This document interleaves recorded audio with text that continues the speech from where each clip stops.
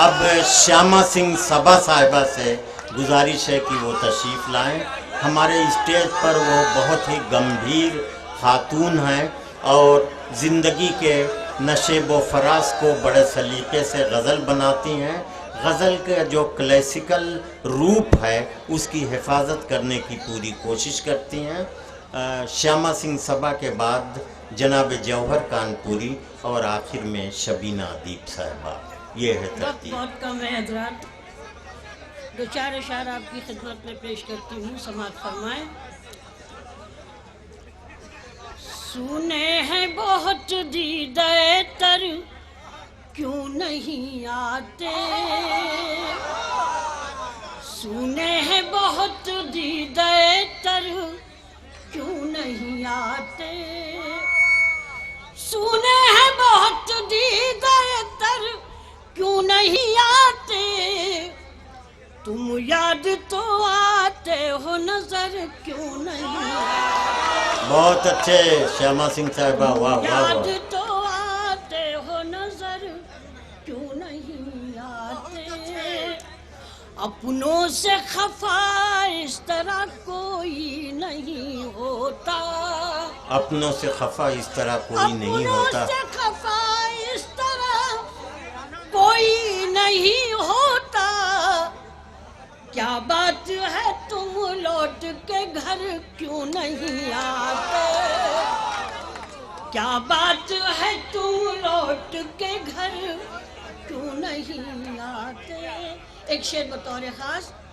آوارہ مزاجی کی بھی حد ہوتی ہے کوئی، واہ واہ. مائک پر آوارہ مزاجی کی بھی حد ہوتی ہے کوئی، رہتے ہو اسی شہر میں گھر کیوں نہیں آتے، رہتے ہو اسی. بہت بہت شکریہ بچوں. دادی کی بھی آبرو عزت آپ نے رکھی، بہن کو سنا، ماں کو سنا، دادی کو بھی سنا. بہت نوازیں، بڑی دعائیں. ایک دو شعر اور پڑھتی ہوں. بہت اچھے. آپ سب کے لیے ایک مصرع میں آپ سب کی نظر کرتی ہوں، سنیے گا. کہ ایسی وفا کرو کہ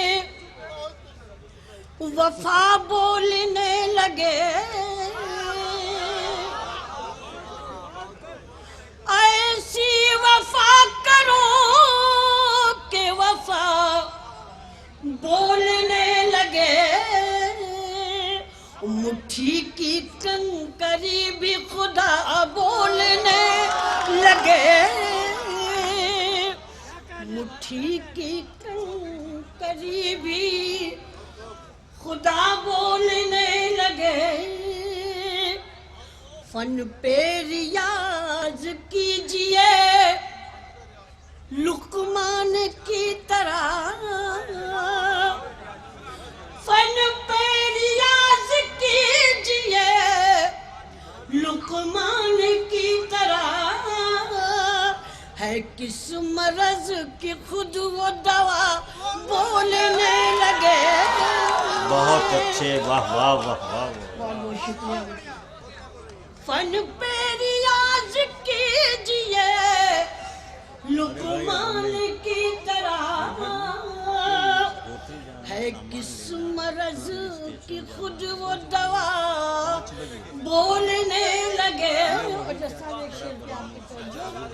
کہ شرمندگی کے اشک بہاؤ کچھ اس طرح، شرمندگی کے اشک بہاؤ کچھ اس طرح، پروردگار کی بھی ادا بولنے لگے. بہت اچھا. پروردگار کی بھی ادا بولنے لگے. اور ایک شعر میں اپنے بچوں کی نظر کر کے اجازت چاہتی ہوں. کہ ہمت کے وہ چراغ جلاؤ حیات میں، ہمت کے وہ چراغ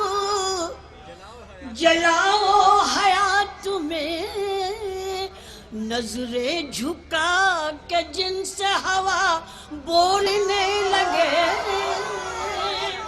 بہت اچھے، نظریں جھکا کہ جن سے ہوا بولنے لگے،